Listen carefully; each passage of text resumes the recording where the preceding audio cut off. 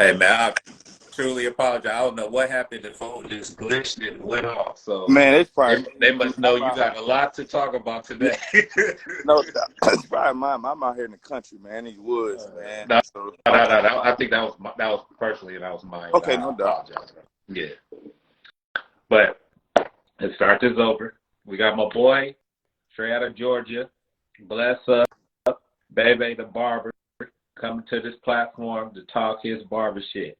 So what this platform is about is sharing information that needs to be heard. That's information that a lot of barbers are new barbers that are coming out of school, or even barbers that have been in the game for a minute and are looking to, shift their narrative of what they thought was the right way and want to correct it and rebuild their structure and people that they're bringing in, as far as maybe if they think about opening up a shop and they want to build their they staff the correct way, or help elevate them. I know before, what I was seeing and what I'm hearing is when barbers had a shop of their own, they didn't really share the content information that needed to help elevate their barbers. They were just looking for workers.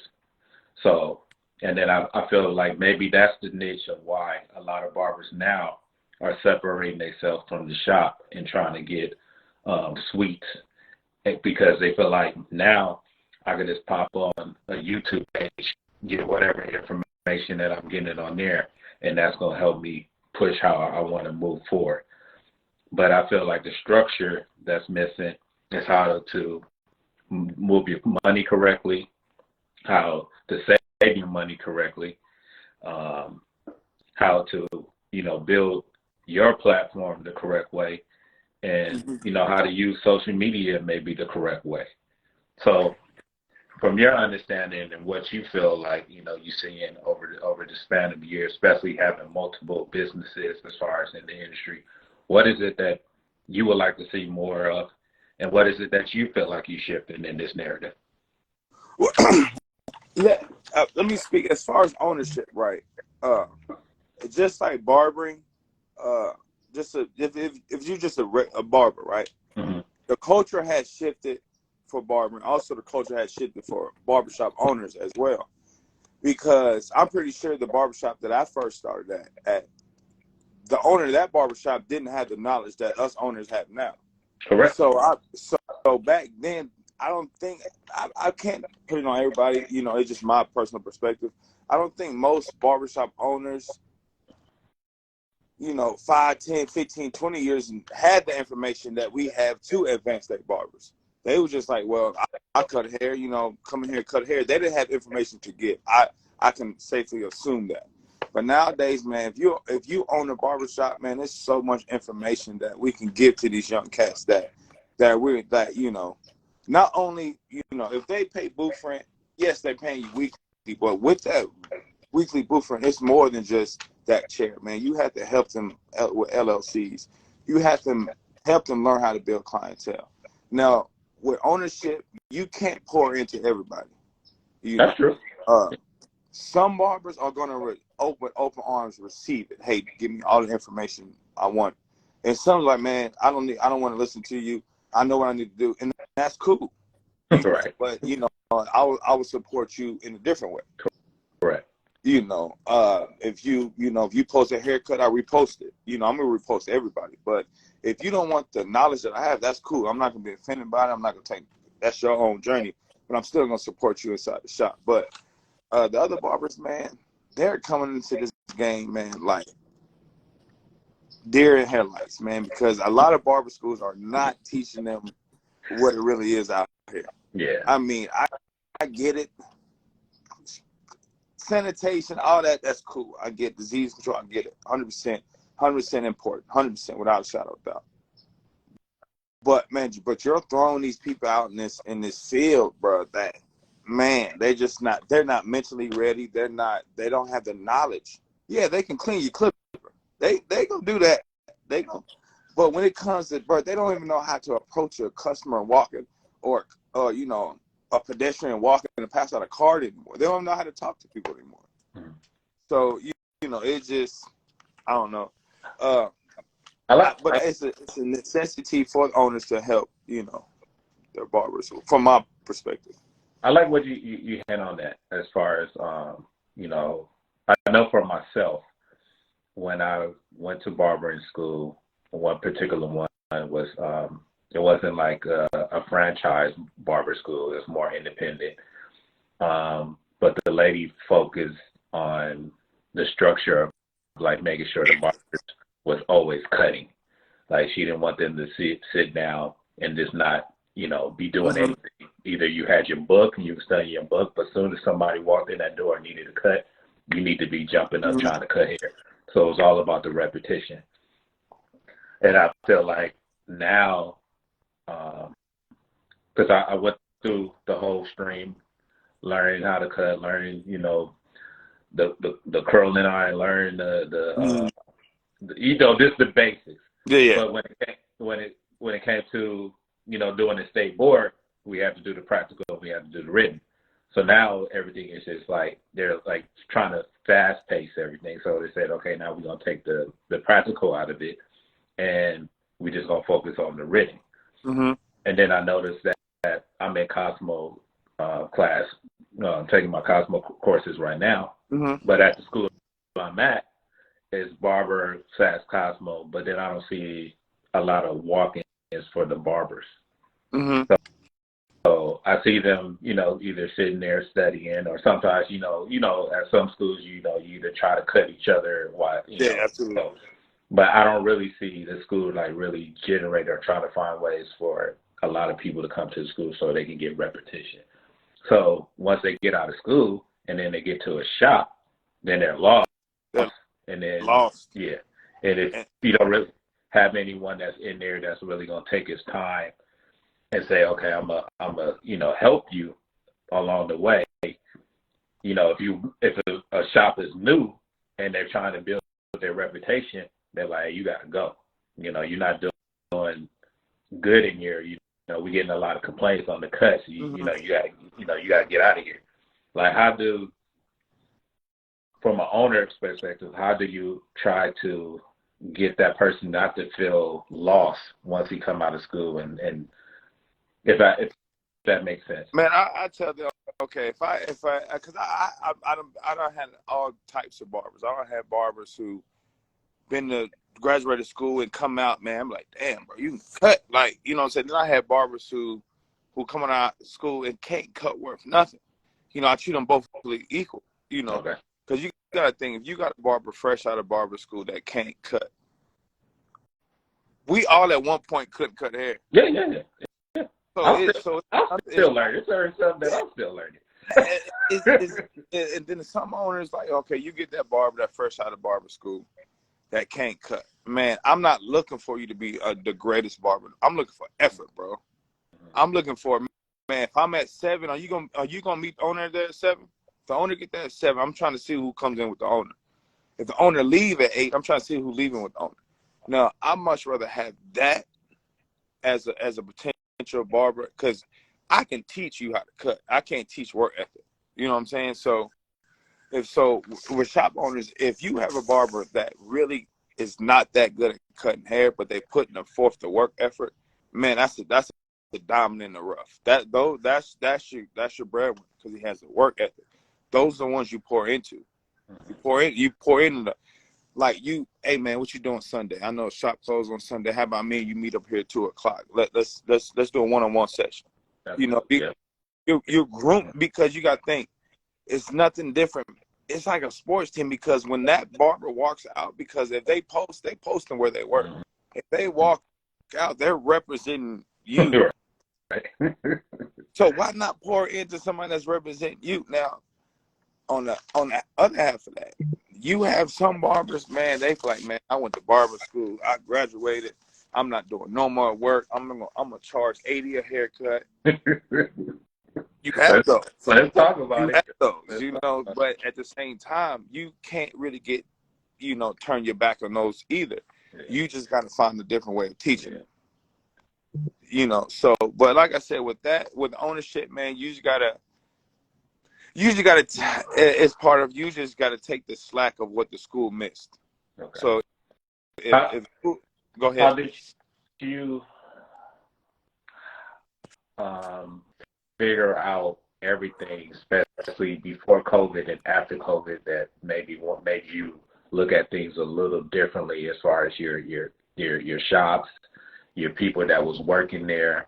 How did you break down and analyze? Okay, this is the new setup that I want to go, and this is the new direction. These are the new people I want to fill in my chairs the correct way. So I'll be real. Even before COVID, brand new shop owner. Opened my first shop in 2016. Okay. I'll be 100% honest, transparent. 100% honest. At that point, man, it's about whoever can get in this chair. I just got to fill these chairs, Correct. you know, because you got to get because I jumped into the game. Nobody taught me how to own anything. It's just kind of like, yo, it is. I already defeated this level. Like, my clientele's crazy. Like, you know, I don't want to just sit here. You know, I'm gonna dive into the next level. So I dove head first into it, not knowing nothing. So in the beginning, man, I'm just like, anybody, oh, you cut hair, come work. You cut, man, that causes more stress than anything. Now, Right. so if you fast forward, what is it? How many years later? I'd much rather keep that chair empty than to put anybody in that chair. You know? You know, that's funny. I hear that a lot. Man, I'd rather wipe off dust off in that chair than just to put anybody in there. You know, and I just learned it from experience. But one thing from COVID, what I did learn from industry is how important this industry is. Yeah. You know, because I made it to Fox News. I was on nationally televised Fox News. I was on the Laura Ingraham show on Fox News. Congratulations. Man, I'm looking like, bro, why am I on the news? Like, I just cut hair. Like, what? Like, what is this? But like, literally from that, man, I'm like, bro, this is an industry, bro, like, that I overlooked. I didn't take for granted. So from there, I went back. I was like, yo, how important is it? Let me restructure how I focus on my business. Let me, instead of just putting anybody in here, let me actually, you know, create something that's memorable. You know what I'm saying? That every shop, that no matter what chair you sit in, everybody can shop. Like, because like when I went on Fox News, all I was on me. So I was like, let me just give them something they can see. You know what I'm saying? So I like what you're sharing, and what I want to really make sure that we talk about, and hopefully a lot of, like, want this video, you know, gets reviewed again, and a lot of people that want to tune in and check out this video and hear what you're saying per se, is that they're definitely getting a message, and they're definitely getting educated from our conversations. Let's talk about the beginning journey. I know when I reached out to you and I asked you about, you know, how you got started and stuff, you said everything was self-taught. yeah. You viewed YouTube, and from that point, then you realized that, okay, I'm going to take this industry serious. I'm going to take it serious because I want to, you know, be great at this. And then you went to school. What is it that you feel like you want these new barbers to realize and know when they jump in this industry? It's not always about the showboat, being a celebrity barber, or making $100 to $200 a cut. What is it that you want them to understand first? The most important thing that y'all got to realize from this barber industry, I know you hear the phrase, what you put in it, what you get out of it. This is if this was the phrase, this is the industry for it. Whatever amount of effort you put into this is exactly what you're going to get in return. So if you come into it fresh out of barber school and you just feel that because you graduated barber school, you can just relax now, that's all you're going to be. You're just going to be a barber who graduated barber school. But if you come in there and you treat this like, man, just like put it in a, man, if the first person comes in at 7, you have to beat him there. If the last person leaves at 8, you have to stay longer than him. This is no different than any other profession, any other industry. Just because you have a barber license, or just because you can fade good, Mhm. that doesn't automatically equal success. What you put into it, what you get out of it. And I know something else that stuck out to me a lot was, you saying that you represent for your community and you make sure that you do a lot of like give backs and things like that. Like what drove you to that and why is that important as Well, far as, being a barber and so one of the main things, like because my dad, he worked for Comcast for over 40 years. He was head of market in the marketing division. okay. And one of the main things my dad used to teach me, man, if you want to make money, man, get involved in the community. Your community is going to support you. So, man, I figure I look at like my barbershop is like a tree, and from that, I'm going to set the foundation. I'm going to spread my roots throughout my city, throughout my community, and create a foundation that can never be shook and never be broken. Like I want to become a household name. So I embed myself in the community. Back to school events, pop-up shops, different things, free haircuts, stuff like that. Like if you have people wonder why you see a restaurant that you see, man, that restaurant been here for 70 years. Yeah, because the community comes here. You got some restaurants that are built and closed within 3 years, but it's the nicest restaurant you've been to. It's no support, it's no community. It's just a fad. It's hot. It's what's hot. It's trendy. Right. I'm not trying to be trendy. I'm not trying to be trendy. I'm trying to be permanent. I'm trying to be cemented. I don't want to be trendy. I don't want you to come to Blessed Up Barbershop because it's the cool shop. I want you to come to Blessed Up Barbershop because that's all you hear about in the community.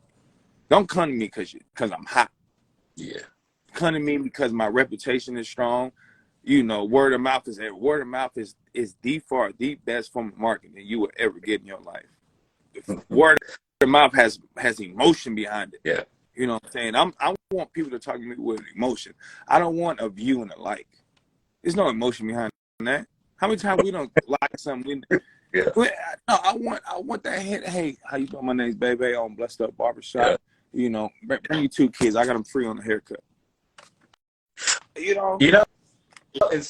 It's easy, and I don't want to.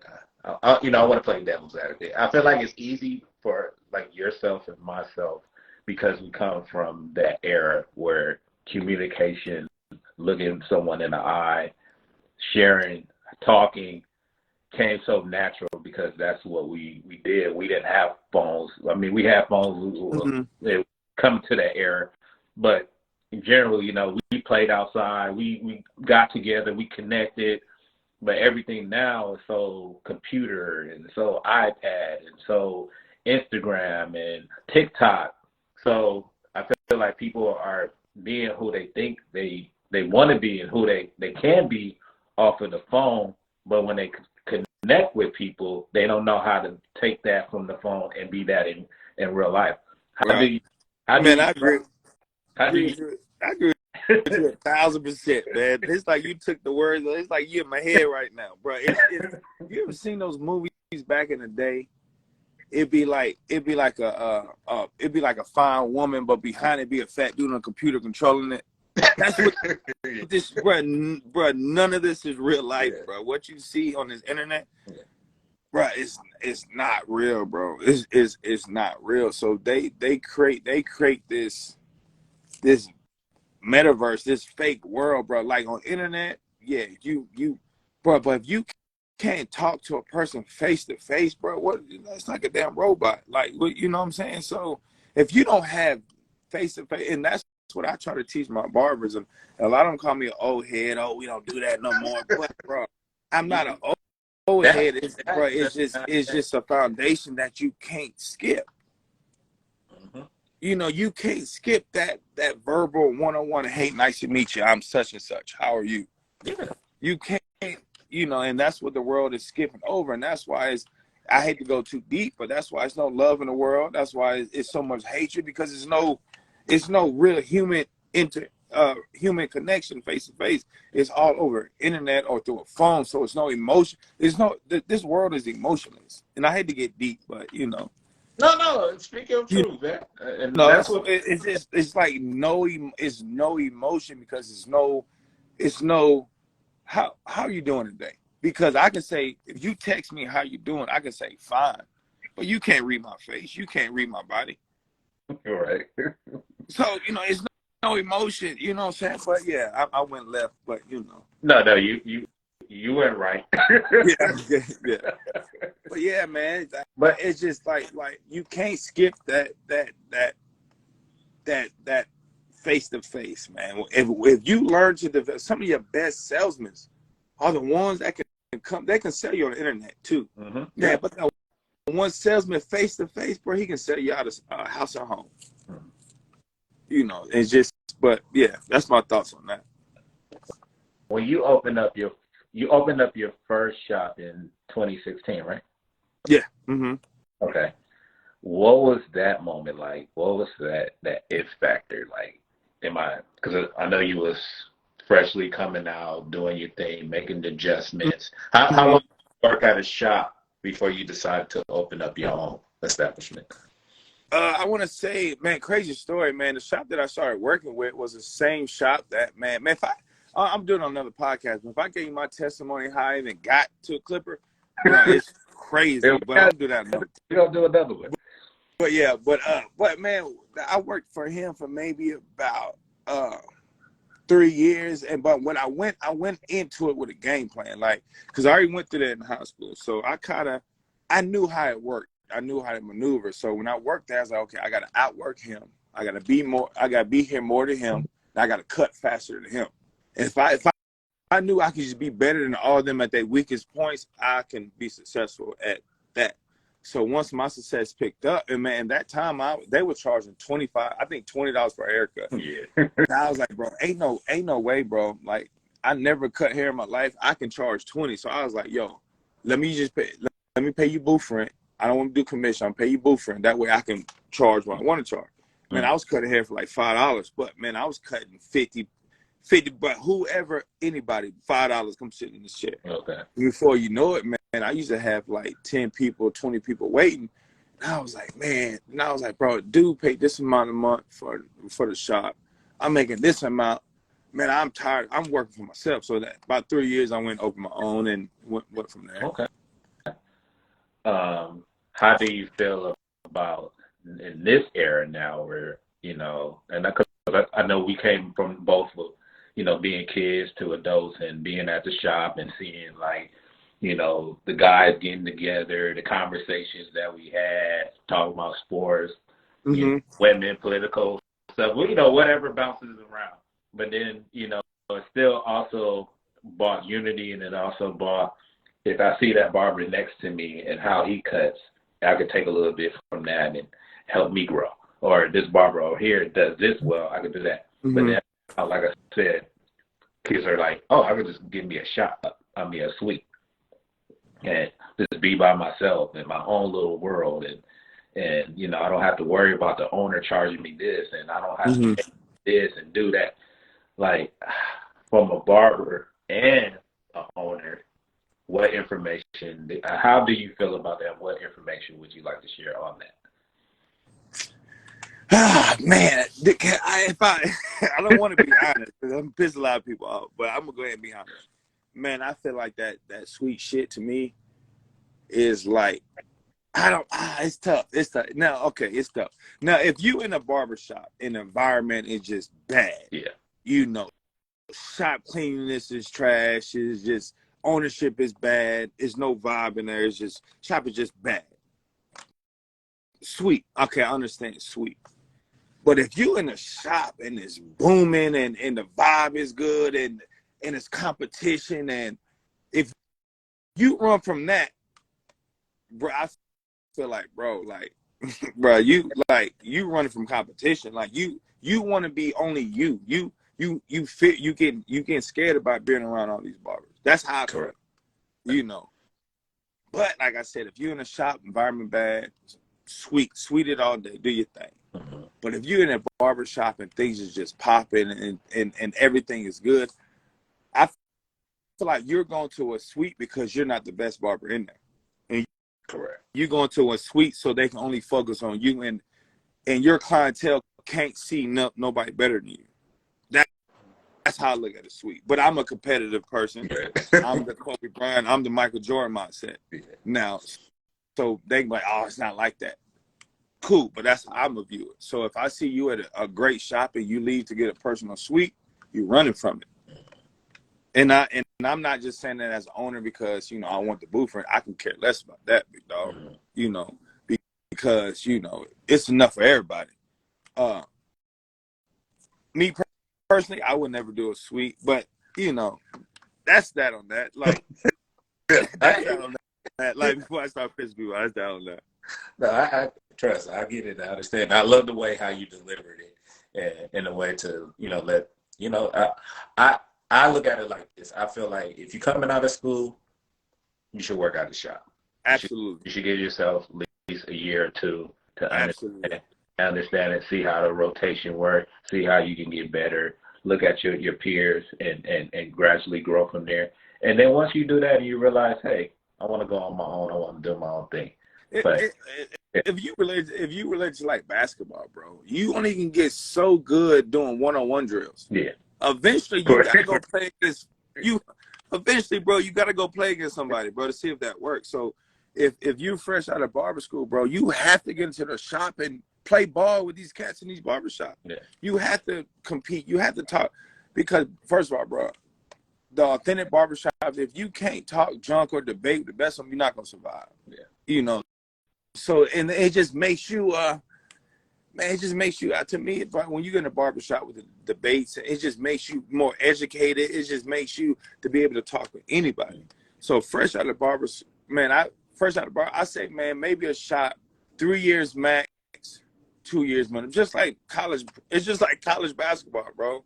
Not everybody's meant to go straight out of college to the pros. Sometimes, I like that. You know, you got to stay in college a little longer, bro. Like, come on, I know what you see on the internet. Just because, you know, there's a couple of barbers, you know, that are young, that are booming. A couple of cats on my team, the Sonnies, the Zades, you know, cats like that, fresh out, booming. But not everybody like that, bro. Some people, like the UGA quarterback, some people got to stay a little bit longer, bro, to win 2 championships. Right? And that's cool. Yeah.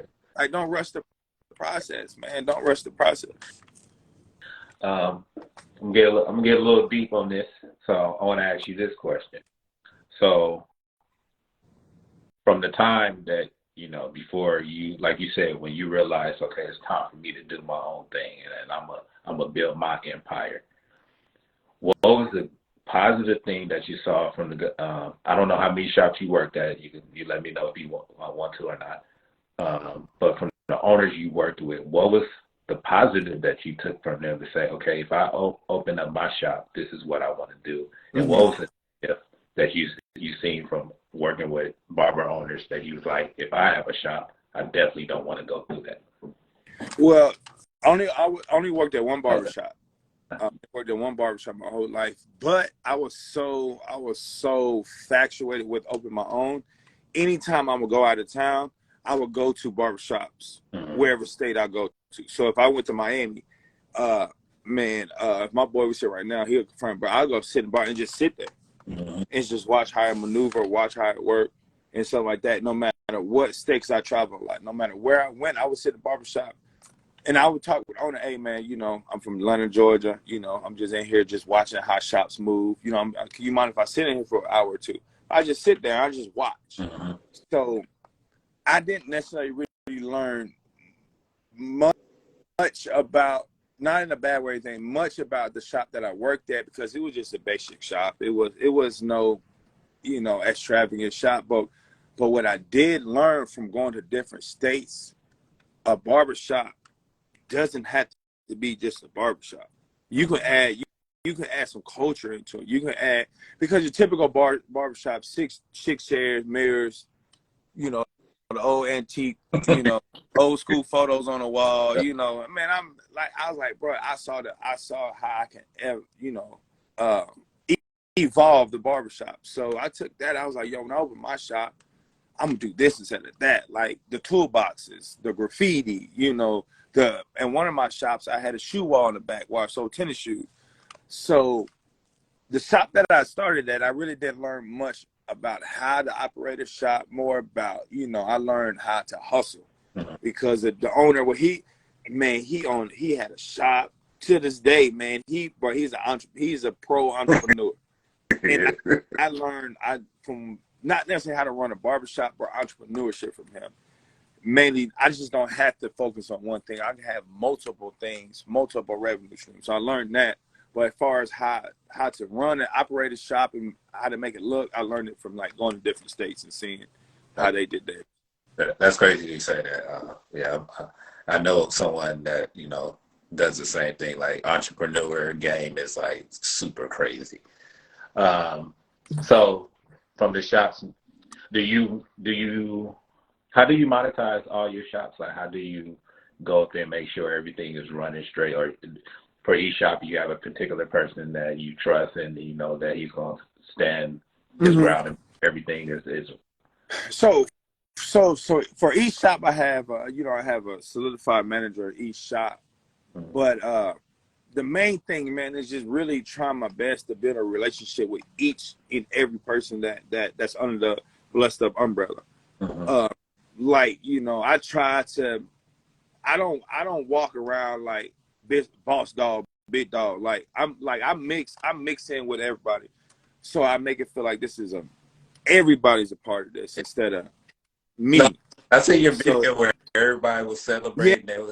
So exactly. So if you got some owners who walk around like, yo, this mine, this, but me personally, I don't like people like that. So why would I be like that person? Like, you know, I want to be that, you know, I get stern when I have to, but I want to be that dude, bro. Like, hey, I don't want to be that guy to tell you to clean up every day, bro. Hey, when I meet you, bro, hey, bro, we grown, you know, I don't expect much. Just keep your station clean, make money, bro. Let's do this shit. And I keep it cool and cordial and try to be a leader. And that helps out a lot because you gain a little bit more respect than most owners because, okay, like this dude ain't no asshole. He really cool. So let me make sure my shit clean. Correct. You know what I'm saying? And I try my best to pour back into him. The best of my ability, but it's more about just being a leader and a friend, and acting like you really care for their success. Like I genuinely want to see every person around me be successful. Man, if I look up tomorrow and I'm here and I see everybody, I'm cool with that. You know what I'm saying? Because I can say I was a part of that. You know, because I feel like, man, I really feel I discovered my purpose maybe about 6 years ago. My purpose is to help people, bro, inspire and help people, and that's why we got the name Blessed Up. Some way, somehow, bro, I want to be a blessing in your life. Some way, somehow, bro. Yeah. I don't know. I just try my best, and I pour that into everybody, and you know, with God, bro. It's just working out. It's stressful, but for the most part, bro, no complaints at all. It's definitely a blessing. I like because the reason I'm asking you this question because even if for me, like I'm a barber. But if I ever get to that point where I decide to, you know, have my own shop and take on that more of a higher leader role and stuff like that, what I love to hear from, you know, guys like you that have shops and multiple shops, and what you say is like I'm truly giving back, and I really want to see my team succeed. I want them to be in the same position as I am right now. When you know if they decide to leave, ain't no ego. It's like okay, what I had to do to get you where you can go, and now you can do your own thing. I know I see this a lot where people ask these questions to the owners and like, what type of, you know, what type of team you're looking for? How do you hire? And the first thing they say is like, you know, I just want them to show up and then put in the work. And then that's it. I want someone, like you said, dedicated, work ethic strong, but is willing to learn and willing to listen, that the information I give him or her, once they see my shop, they can build their empire too. I don't want them to feel stagnant. I want them to grow and get whatever they can get here, because I'm going to be all right. I'm going to be good. Yeah, I'm going to be good. I'm going to be good. Yeah. You know, I'm good. I'm going to step aside for him. But yeah, I want to say, yeah, I'm going to be good. I'm going to be good with, you know, regardless or whatever. Yeah, so I think that's where I feel a lot of like owners are missing. I feel like they just looking for a moving train, a staff. Like I'm looking for workers, but they're not looking for like if I build my team, the reflection of who I'm putting out in this world is gonna definitely come back. Mm-hmm. That person that I put out in the world after he worked with me and did what he did, they're gonna be like, hey, you know, I know a shop where you can go also because that's where I came from. Absolutely. You know, right now, you know, I'm doing my thing, I'm building myself, but go here and learn whatever you want to learn. But if you decide to come back, the doors is open. You know, Absolutely. and I feel like that's how the industry grows and how it keeps moving. I feel like I hear too many people, especially in this industry, barbers are battling against each other. Like Mm-hmm. it's always a battle, like you ain't cutting that fade right, you ain't blending that right, you ain't why are you using the hashman? But I don't really hear a lot of teaching, a lot of growing, a lot of like. And I want to hear from you. Like, how do you feel about that?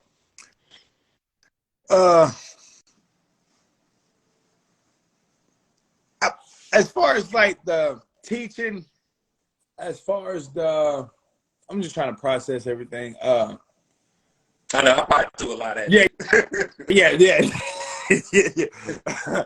All right. Give me rewind on the topic of the ownership. So the topic of the ownership was basically like showing like your crew. Once they come to the shop, they know that, you know, at the end of the day, when I leave this shop, I'm not leaving just with, you know, the pocket full of cash. I'm leaving with. So to speak on that, if you are shop owners, man, you have to create an environment for those barbers, not only, you know, where they can make a living, but actually grow into men and women. Yeah. Like, because, man, I'll be real with you, man. When I picked up my first pair of clipper at 26, around 26, 27, and I was a little boy. I was not a man. And just by being in that shop, they made me a man. You know what I'm saying? So shop owners, man, I got some of these barbers is 19, 20, 21. So not only do I need to help teach them with the barbering, I got to help them mature as a man as well. Certain things you should do, certain things you shouldn't, and vice versa. But it's always best to pour back into whoever's under you, you know, because at the end of the day, they represent you. Yeah. And then you got to think, if you're pushing out a successful product, if an up and coming barber talk to 20 barbers, I bet, oh yeah, I want to Blessed Up. Eventually, they gonna come work at Blessed Up too. So it's just building like Chick-fil-A. Yeah. Like I want to work at Chick-fil-A. Mm-hmm. I want to. I just want to go work with Chick-fil-A because I just know how good it is work Chick-fil-A.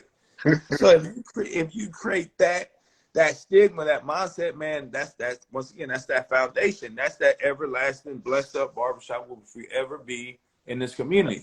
But the more successful people I push out, the more success the business will have.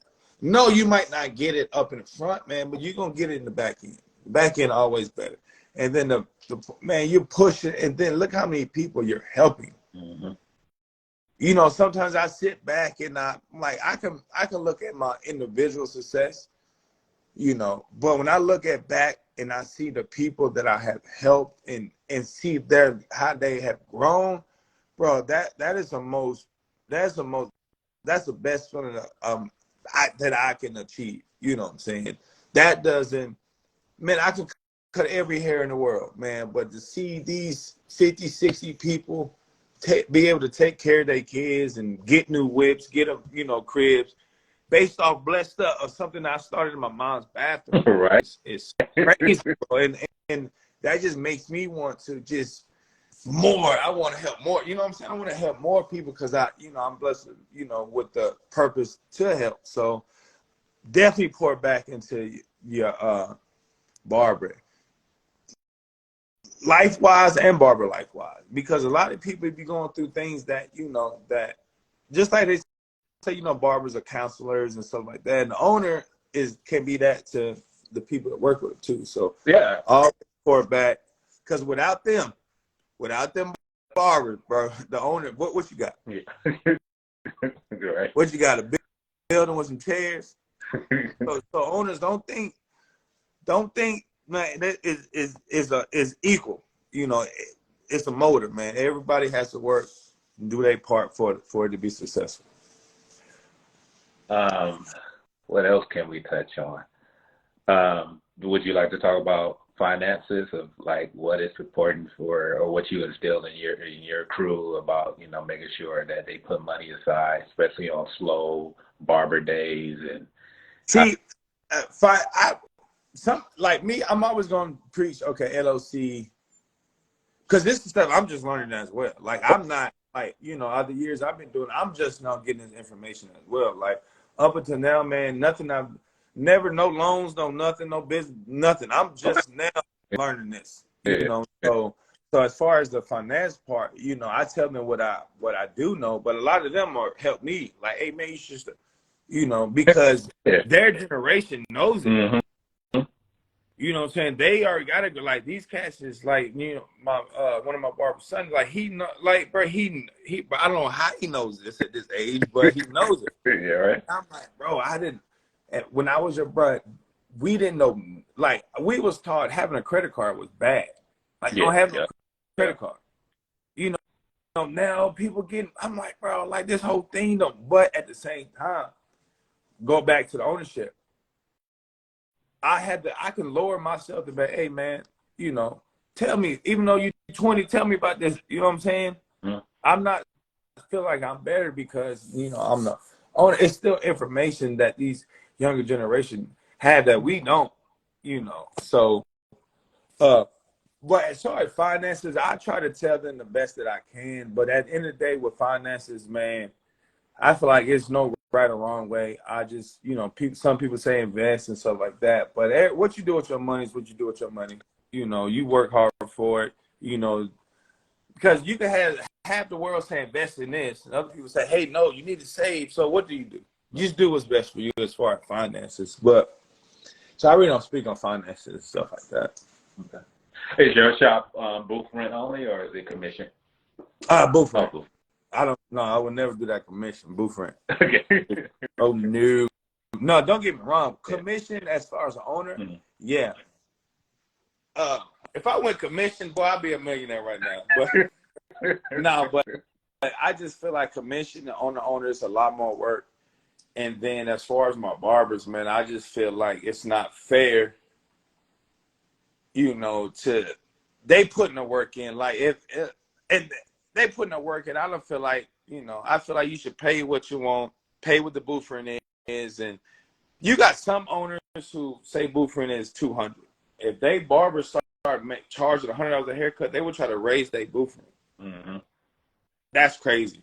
Yeah. You know, that's insane. So I keep mine at a fair price, and I just like, I don't want to do anything that's going to halter or slow down their success. Mm-hmm. So I'm going to keep it at this. I'm never going to change that price. That way, you know, once you cross that obstacle, my obstacle is done. Now you can be as successful as you want to be successful. You know. How is it the flow out there as far as traffic being, especially now?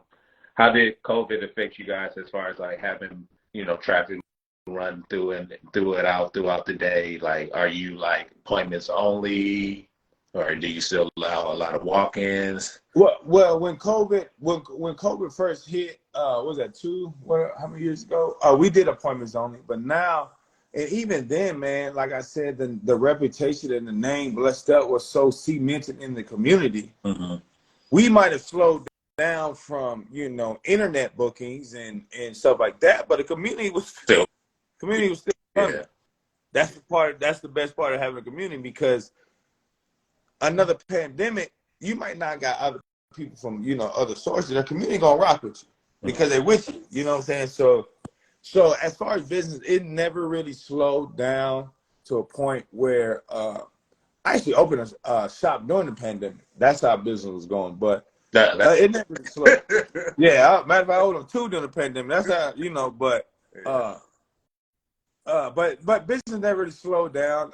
We did go to appointments only, had people waiting in car and stuff like that. But now, man, we're walk-ins, appointments only, and then man, we're full blown now.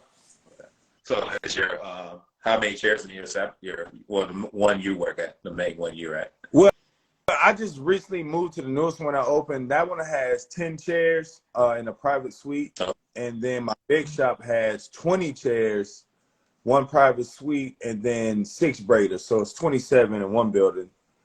And then in that same plaza, go down, I just opened up well, it was a hair salon, but I changed it to I'm starting an all-female beauty and grooming lounge. Okay. So I'm gonna have all female, but it's all female. You know, it's gonna be a vibe. You know, so men want that fresh facial, beard grooming. You ain't gonna have my hands rubbing on you now. You come down to Blessed Up Grooming Lounge and get your face exfoliated and all that. But yeah, so down there we have 7. That's fire. Yeah. So, yeah, I'm gonna have to make a trip out there. Come check out your spots, man. No, absolutely. But and then with those, man, I just try to like offer a business within a business, like a big shop. Not only can you come get a haircut, we have like a lounge in there where we got the hookahs and stuff like that. Where if you waiting for a cut or whatever, you can grab a hookah. We got TVs, pool tables. So, but that was go back to the earlier discussion about what I learned from other owners is how to be more than a barbershop. You know, so each one of my shops is more. You can just do more than just come get your hair cut. You know what I'm saying? So, and that's another thing that helps with the growth and the expansion of Blessed Up is that, you know, when you come, you get more than what you pay for. Exactly. You know, so you know you're gonna get every dime worth of what you spend and stuff like that, and just a good environment or whatever. So you guys, well, you in LA, right? Huh? You in LA? Yeah. Yeah, okay, yeah. Do you guys do a lot of like as far as your groups or your shops, so you guys get together and hit up some of these like these seminars and these events, or do you participate in any live stage conversations and stuff like that? Oh, absolutely, man. I want to say 2-3 years ago, Brown and Brothers was in New Orleans. We all went to New Orleans. We all just went to BarberCon. Man, with my barbers, man, like say it's a Super Bowl party, we always have we do stuff together. Like I think last Wednesday they all went bowling together. Oh, okay. You know, so like I said, if you work at a Blessed Up, man. No, let me not use the word work. If you come have fun at a Blessed Up and make money while you're doing it, man, it's like a family. Like it's just everybody. It's a blessing, man. It's just everybody come to have a good time, you know, to hang out together. It's more of a family than a workplace, if that makes sense. That's dope. What is it something that I maybe mentioned or you would like for me to mention that you can just hit right now and you know, share with, you know, our viewers? What is it that you wanted to really, you know, get off your chest? Man, it just one thing, man, just with this industry, bro, like, man, just come in. If you come into this industry, don't come in here playing games, man. Don't come in here like not taking it serious, bro, because it's some wolves in this industry, bro, and this is how we feed our family. And then, like, just take it seriously, man. You know, don't come in because we have the ability to make as much money as we want to make, you know, with the proper work ethic and the proper talent. You're limitless on how much money you can make. And it's a lot of cats, including me, that are in the industry for that, to climb to the very top of this. My advice to people: come in here and try to do the exact same. Come in here and try to take it as far as you can, because iron sharpens iron. If you're a barber who just came out and you're sitting down in the chair not doing nothing, guess what the person next to you going to do? Guess what the person next to you going to do? Guess what the person next to you going to do?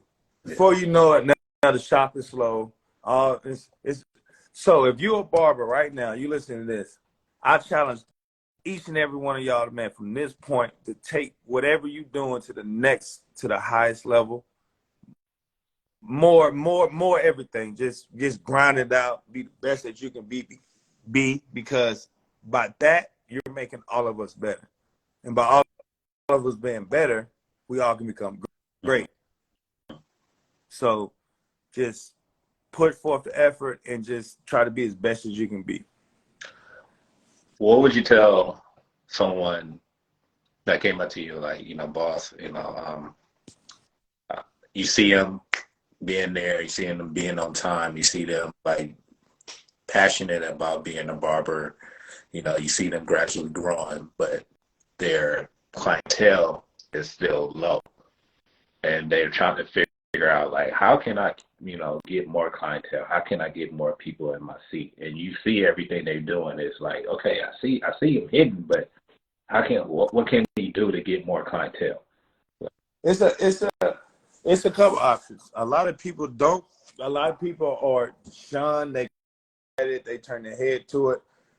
Man, it's a couple reasons people are not in your chair. Either you're not good, and your price point doesn't match how good you are. You maybe be charging too much, or your price point is too high, or like I said, either you just aren't good enough, or your price point's too high, or you just not put forth the effort. So if you have to evaluate those three things. Like I tell people all the time, like my shop opens up at 10. I say y'all should get up at 8 a.m. You should pass out flyers from 8 a.m. to 9:30 to about 9:30. 30 minutes early for work. Now you don't put an hour and a half of work before work. Pass out flyers, because you every morning people's filling up gas. Walmart's open. So if shop opens at 10, wake up at 8, pass out flyers about an hour and a half. Get to work at 9:30. Clean your clippers. Make a video. Hey, I'm in the shop. Blah blah blah blah blah. You don't 2 forms of marketing already. Yeah. You work your day. Your lunch break is at 1 to 2.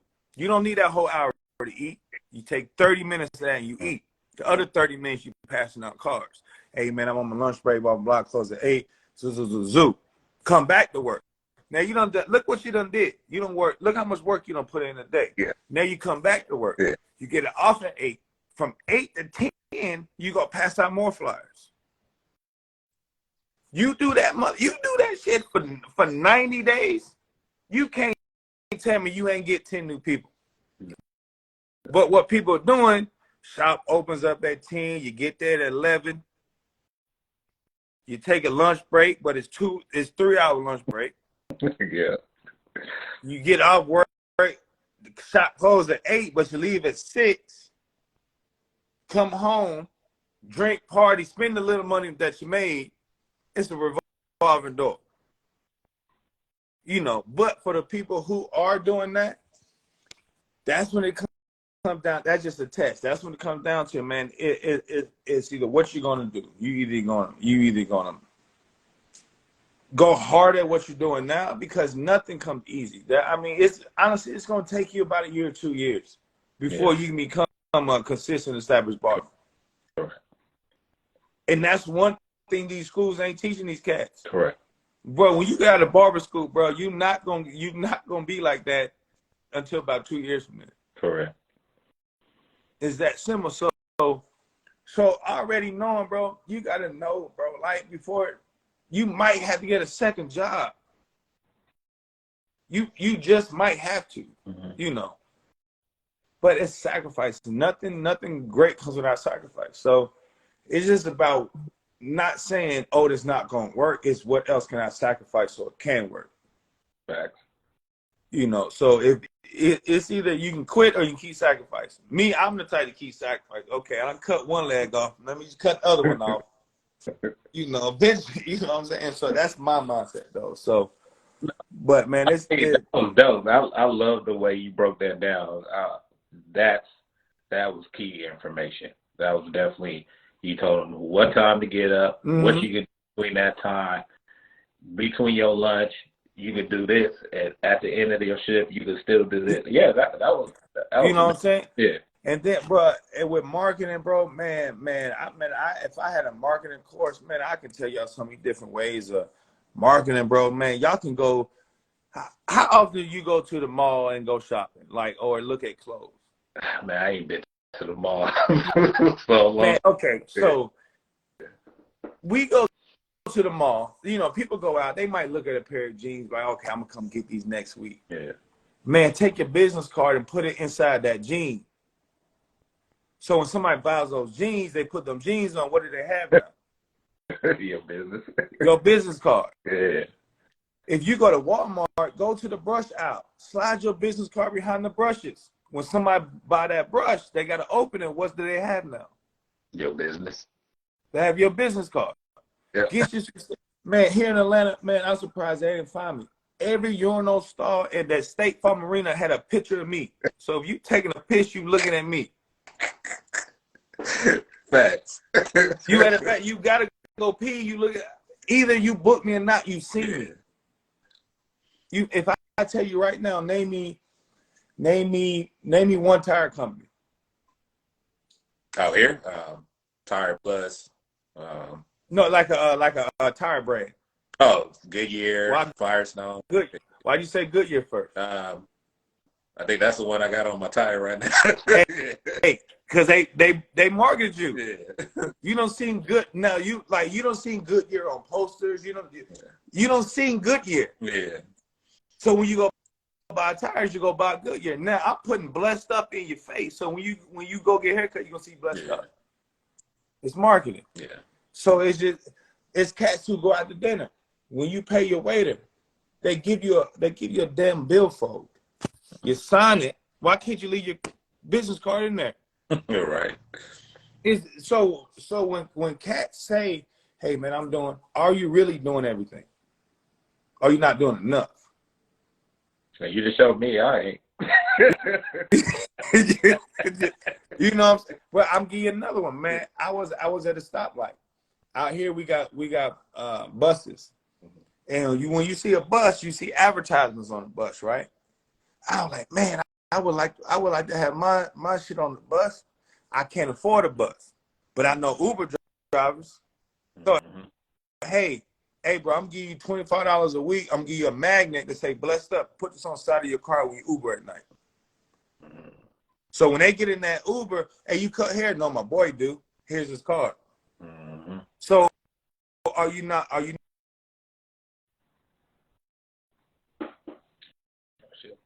Can you hear me? Okay. Say that last part again because it went on the pause for some reason. Oh yeah. I forgot what I said. About the Uber, you said my boy he cut. Oh yeah. So I knew when I saw the buses, I couldn't afford advertising on the bus. So I was like, man, I know a couple Uber drivers, Lyft drivers. Yeah.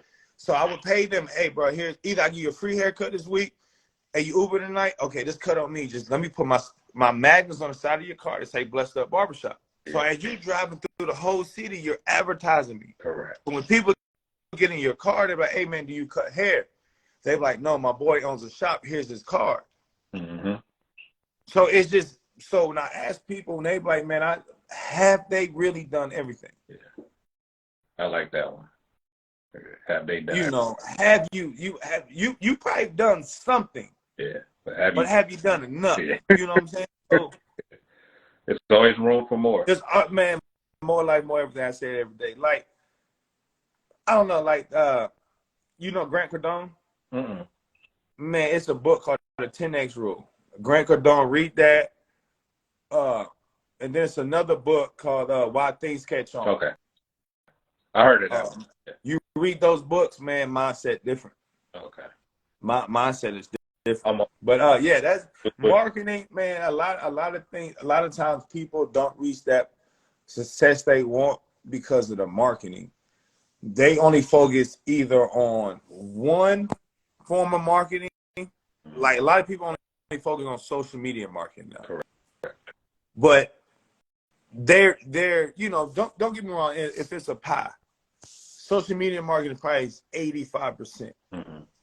Right, just based on I don't know the exact numbers, but you know it's majority. Mm-hmm.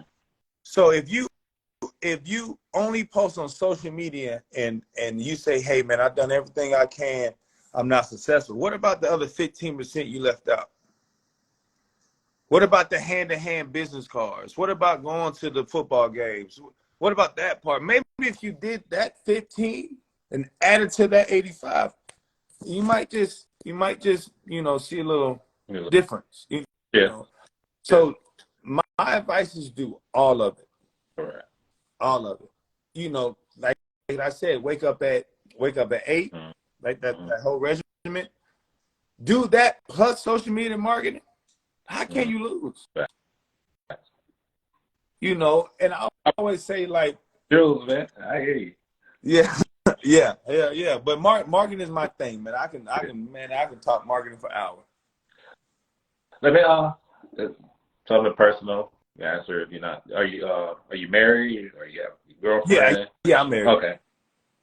How for someone like yourself that's always on the go, always got to be taking care of business? How do you make sure that medium is met for your spouse? Also for yourself, as far as like making sure you're mentally healthy, strong, you know, and then you can carry over between your relationship and also with your business. Man, I'll be honest with you, but I ain't figured it out yet. I'm trying my best. I got cussed out this morning. I'm trying my best. It's tough. I would say that's one of the toughest battles that I face every day is how to pour into all of this, but still pour into all of this. But because by the time you pour into all of this, you don't have much left. You don't have much energy left. You don't have much. But somehow, some way, you got to find a way to fill it back up and still pour that. So I can't answer that. I'm working on it. You know, I pray every day. I'm working on it or whatever. But this year, one of my main focus was not to build anything else. Pretty much just water what I already have and focus on my mental health and focus on family. So that's one of my main goals this year is the family first. Family first. Absolutely. Always leave my special guests and let them, you know, share how this hits them in any way. Law of attraction. How do you use that in your everyday? Oh man, if y'all don't believe in that, man, y'all better, man. Law of attraction, manifestation, energy, man. That is the everything that I have accomplished or gained or even looking at right now. At one point, manifested. I